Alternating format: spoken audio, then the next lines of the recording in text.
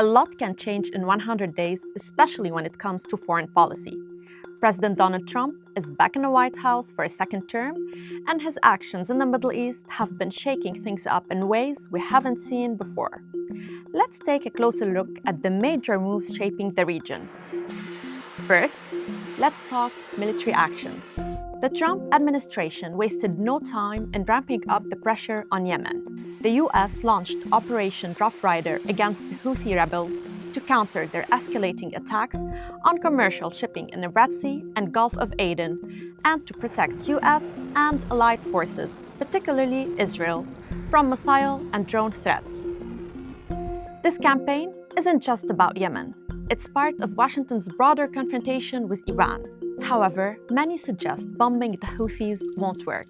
The group, backed by Tehran, has proven resilient, even with the US making gains. It's a high-stakes proxy battle, one that's not easy to win.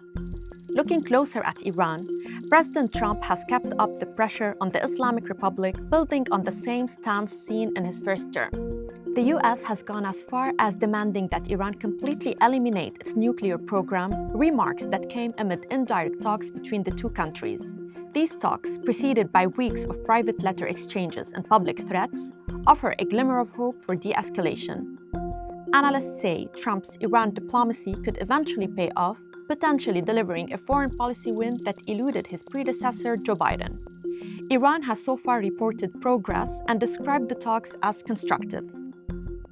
Turning to Israel and Palestine, Trump's plans for Gaza have been nothing short of controversial. His administration pushed for a massive economic redevelopment project in Gaza that includes the forced displacement of Palestinians from the war-ravaged enclave to new homes elsewhere.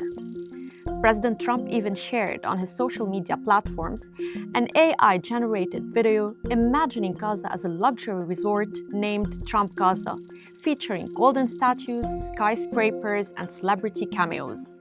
The plan mobilized Arab states to try and come up with an alternative solution. Till now, mediators continue to shuttle between capitals, and proposals are still being negotiated, but deep mistrust and diverging endgame goals between Israel and Hamas have stalled a breakthrough. Then there is Trump's engagement with Gulf states. We've seen Gulf powers flex their diplomatic muscles and mediate crisis after crisis. Saudi Arabia hosted high-level meetings between US and Russian delegations. Oman has been mediating between Iran and the US. The American diplomatic invitation to the talks went via the UAE, and the response came back via Oman. Trump will be visiting the region next month, a Gulf tour that many see as a test of regional alliances and nerves. Oil prices, tariffs, and major investment agreements are expected to dominate the agenda. As we look back on the first 100 days of Trump's second term, one thing is clear. His Middle East policy is bold, unpredictable, and fraught with challenges. But the question is, will these strategies pay off?